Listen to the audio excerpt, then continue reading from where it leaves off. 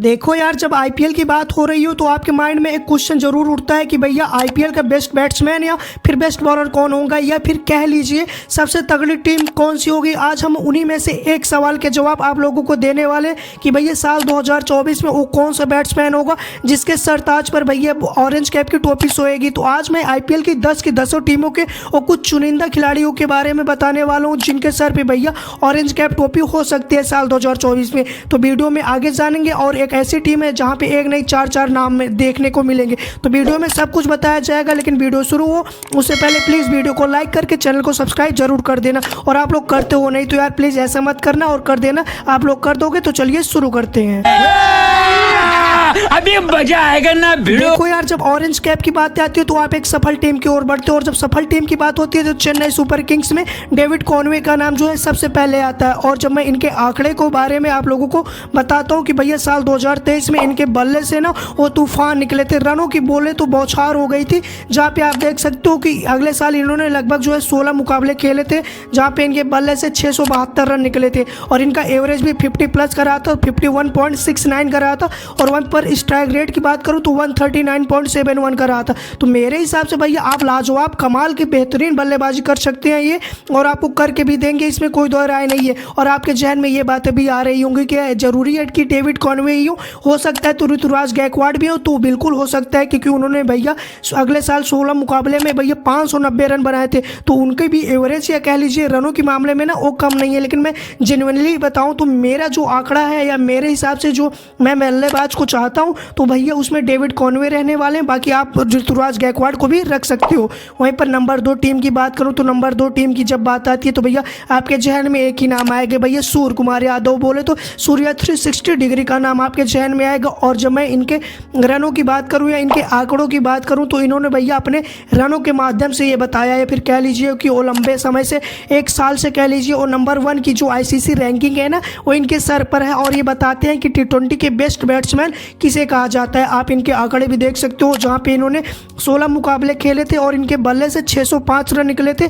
और इनके एवरेज की बात करूं तो वो 43.21 का रहा था, और वहीं पर स्ट्राइक रेट भैया 181.14 का रहा था। तो मेरे हिसाब से कमाल का। और अगर मैं बात करूं तो इन्होंने पिछले साल भैया एक सेंचुरी भी लगाई थी जहां पे इनका 103 रन बेस्ट था। और अगर आपके जहन में ये बातें भी आ रही होंगी कि क्या रोहित शर्मा भैया आईपीएल में जो है ऑरेंज कैप ट्रॉफी जीत सकते हैं, ऑरेंज कैप के विनर बन सकते हैं, तो यार मेरे हिसाब से तो बिल्कुल नहीं होंगे। और क्यों नहीं होंगे इसका रीजन मैं बता दूं, क्योंकि पिछले साल इन्होंने 16 मुकाबले खेले थे जहां पे इनके बल्ले से 332 रन निकले थे। तो रनों के मामले में वो पीछे भी है काफ़ी सारा, और भैया इनके रन भी निकल नहीं रहे। ये बड़ी अच्छी बात कही आप। और जब यहाँ तक बात कर लिए तो भैया आप बात करते हैं भैया गुजरात टाइटंस की। एक नई टीम और एक नया उम्मीदवार आपको इसमें देखने के लिए मिलेगा। भैया मैं सुमन गिल की बात कर रहा हूँ, क्योंकि आप लोगों को अच्छे से पता होगा कि हार्दिक पांड्या अब कप्तान नहीं है तो इनकी जिम्मेदारियाँ बढ़ जाती है। और इनके अगर मैं बात करूँ तो इनके रनों के मामले में ना ये भैया पिछले साल IPL 2023 के ये वास्तविकता के रूप में भैया ये ऑरेंज कैप विनर थे, जहाँ पे आप देख सकते हो कि इन्होंने 17 मुकाबले खेले थे और इनके बल्ले से 890 रन निकले थे, और एवरेज इनका लगभग 60 के आसपास का रहा था। और स्ट्राइक रेट की बात करूं तो 157.80 का रहा था। तो भैया आप इतना ज़्यादा रन बना चुके हो तो आपके अलावा मैं किसी और का नाम ले भी नहीं सकता। और आप जेन्युइनली बताओ कि क्या गुजरात टाइटंस में इनके अलावा कोई और नाम देखने को मिलता है जहाँ पे आपके जहन में आएगी कि हाँ हो सकते हैं डेविड मिलर या फिर रिद्धिमान शाह। तो मेरे हिसाब से ना तो वो बिल्कुल नहीं रहने वाले हैं, और मैं एकदम सही बता रहा हूँ। और मेरे हिसाब से जो और सुमन गिल की जो बल्लेबाजी की कला है वो हम देख भी रहे हैं। और इस लिस्ट को और ज़्यादा आगे बढ़ाता हूँ तो आपका नाम जाएगा भैया कोलकाता नाइट राइडर्स की तरफ से, और उसमें एक नाम देखने के लिए मिलेगा श्रेयस अय्यर का। और जब मैं इनके रनों की बात करूँ तो आप लोगों को अच्छे से याद होगा कि पिछला साल IPL 2023 ये बिल्कुल नहीं खेले थे। और क्यों नहीं खेले थे, क्योंकि ये भैया चोटिल हो चुके थे। इसलिए मैं इनके IPL 2022 के अगर आंकड़े बताता हूं तो भैया इन्होंने लगभग 14 मुकाबले खेले थे जहां पे इनके बल्ले से 401 रन निकला था, और एवरेज जो है वह 30 के आसपास का रहा था। और वहीं पर स्ट्राइक रेट भी 131.63 का रहा था। तो ये साल एक नए रूप में आएंगे भैया, कप्तानी फिर से वापसी करेंगे, और जब नंबर 3 पे बल्लेबाजी करने आएंगे ना तो ये भैया T20 फॉर्मेट में ना इनका जलवा बरकरार रहता है और ये बल्लेबाजी भी आपको करके देंगे। लेकिन आपके जहन में वो सवाल आता है कि भैया क्या वेंकटेश अय्यर या फिर नीतीश राणा या फिर कह लीजिए भैया रिंकू सिंह, तो बिल्कुल हो सकते हैं यार, लेकिन मैं रिंकू सिंह तक तो नहीं जाऊँगा, लेकिन बल्लेबाजी वो भी करना जानते हैं। और रिंकू सिंह के पास क्यों नहीं जा रहा हूँ, क्योंकि भैया नंबर 5 या 6 पे बल्लेबाजी करने आएंगे तो उनको उतना मौका मिलेगा नहीं, लेकिन नीतीश राणा हो सकते हैं भैया, कोई डाउट नहीं है। बात तो सही है।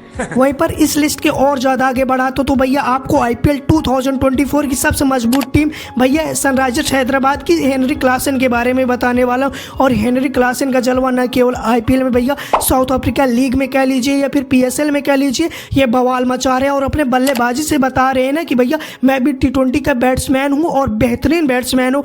जहाँ पे आप के जहन में ये भी आएगा कि क्या मैं भैया जो है इनको बाहर कर रहा हूँ कि, तो आपके मैं बता दूँ तो बिल्कुल यार बाहर सकते हैं, क्योंकि आप लोगों को अच्छे से पता होगा कि मरकरम का बल्ला अभी सही तरीके से चल नहीं रहा। हालांकि इन्होंने वर्ल्ड कप में वो जो है बल्लेबाजी से वो दमखम दिखाया था, लेकिन क्या हेनरी क्लासन के आगे, तो मेरे हिसाब से ना क्लासन का बल्ला यार बोलेगा। और यही जो है सनराइजर्स हैदराबाद की तरफ से आपको जो है वो ट्रॉफी जीतते हुए या फिर कह लीजिए ये कैप के विनर बनते हुए दिख सकते हैं। जहाँ पे आप देख सकते हो कि 14 मुकाबले 448 रन और एवरेज भैया 50 के आसपास का था। और वहीं स्ट्राइक रेट की बात करूँ तो 177 का था। और T20 में आपको चाहिए भी क्या।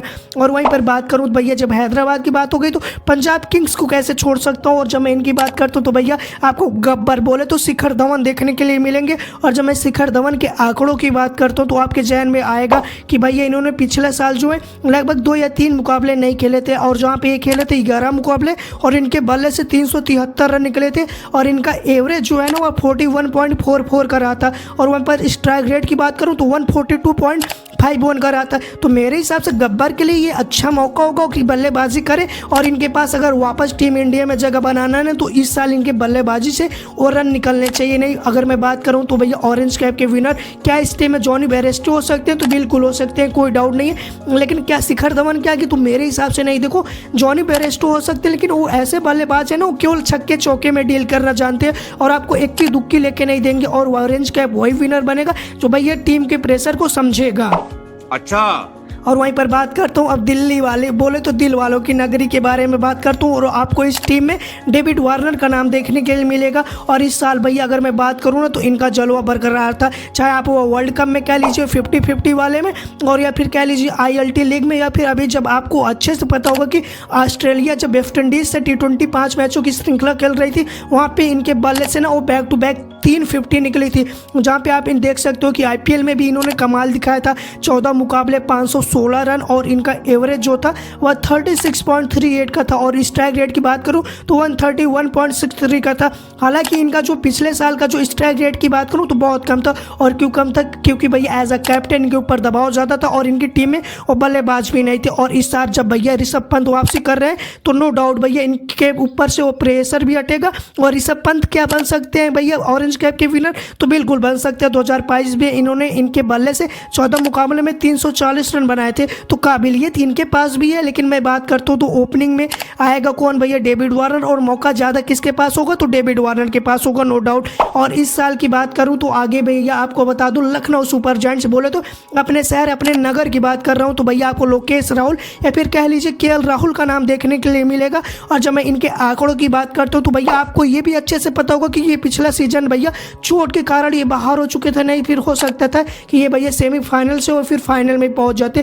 जहाँ पे इन्होंने चोट के पहले 9 मुकाबले खेले थे और सोचो 9 ही मुकाबले में इन्होंने 274 रन बना दिए थे। और इनका एवरेज जो है 34.25 कर रहा था। और स्ट्राइक रेट की बात करूँ तो 113.22 कर रहा था। तो हालांकि स्ट्राइक रेट इनकी कम है, लेकिन आपको अच्छे से पता होगा कि जब जब IPL की बात आएगी ना तो भैया वो KL राहुल का बल्ला गरजता है, वो बरसता है और इनके रनों की बौछार करते हैं बल्ले से। तो मेरे हिसाब से ये वन ऑफ द बेस्ट रहने वाले हैं लखनऊ सुपर जायंट की तरफ से, और एक अच्छी दावेदारी भी पेश करेंगे ऑरेंज कैप के लिए। तो मेरे हिसाब से तो ये है। और आप क्या सोचते हो, मार्कस स्टोनिस या फिर कह लीजिए आपको ध्यान में आएगा कि डिकॉक होंगे, तो बिल्कुल नहीं हो सकते यार। डिकॉक को पिछले सीजन लगभग 3 मुकाबले में मौका मिला था और वहाँ पे उनके आंकड़े दिखे नहीं थे मेरे को, इसलिए।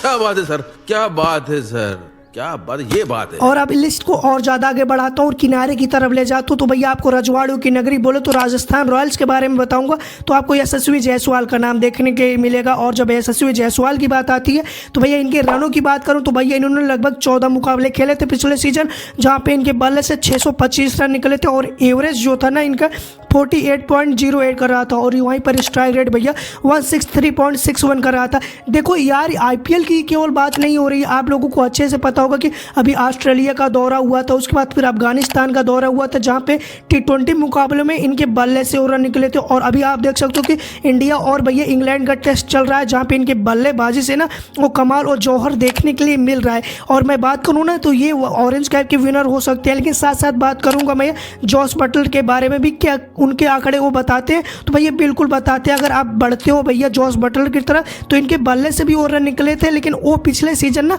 उतने रन नहीं निकले थे, जहाँ पे इन्होंने भैया 14 मुकाबले में केवल 392 रन बनाए थे। तो आप लोग देख लीजिए। और बाकी मैं बढ़ता हूँ अब अपनी फेवरेट टीम बोले तो आरसीबी की तरफ से। और आरसीबी में एक ही नाम आपके शहर में गूंजेगा बोले तो किंग कोहली, विराट कोहली। और जब मैं इनके रनों की बात करता हूँ तो भैया इनको रनों की भूख रहती है। और आप जानते हो ना भैया इनके जो आंकड़े होते हैं वही बयां कर देते हैं कि भैया इनको किंग क्यों कहा जाता है, जहाँ पे इन्होंने 14 मुकाबले खेले थे और 639 रन निकले हैं इनके बल्ले से। और इनका एवरेज भैया 50 प्लस का रहा था और वहीं पर स्ट्राइक रेट भैया 140 के आसपास का रहा था। तो मेरे हिसाब से अगर इस साल भी अगर इनके बल्ले से और रन बहुत ज़्यादा निकल जाए ना तो उसमें कोई डाउट रहने वाली नहीं है। और जब बात आएगी कि इस टीम में ना वो 4 नाम के दावेदार हैं बोले तो मैक्सवेल भी होंगे, डुप्लेसिस भी होंगे या फिर कैमरन ग्रीन भी होंगे, जो अपनी अपनी टीम के लिए ना वो 400 प्लस रन का आंकड़ा जो है पार कर चुके हैं। लेकिन अगर मैं बात करता हूँ ना विराट कोहली के बाद सबसे ज़्यादा दावेदारी किसके पास रहेगी तो डुप्लेसिस के पास रहेगी, जहाँ पे उन्होंने भैया 14 मुकाबले तो खेले थे लेकिन उनके बल्ले से रनों की बौछार हुई थी बोले तो 730 रन बना दिए थे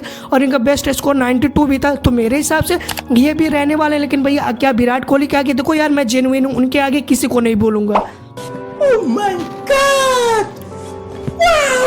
और मेरे हिसाब से जो आईपीएल 2024 के या कह लीजिए बेहतरीन बैट्समैन या उनके कह लीजिए जो ऑरेंज कैप के लिए प्रमुख दावेदारी पेश कर सकते हैं उसकी लिस्ट हमने आपको बता दी। और आपको सभी टीमों में से वो बेस्ट बैट्समैन कौन लग रहे हैं जो आईपीएल 2024 में भैया जीत सकते हैं ऑरेंज कैप। बाकी आप लोग कमेंट करके ज़रूर बताइएगा। बाकी आज के वीडियो में इतना ही, और वीडियो पसंद आए तो लाइक और सब्सक्राइब करना मत भूलिएगा। तब तक टाटा बाय बाय, जय हिंद, लव यू दोस्तों, टेक केयर। और यार प्लीज़ वीडियो को लाइक और सब्सक्राइब कर देना।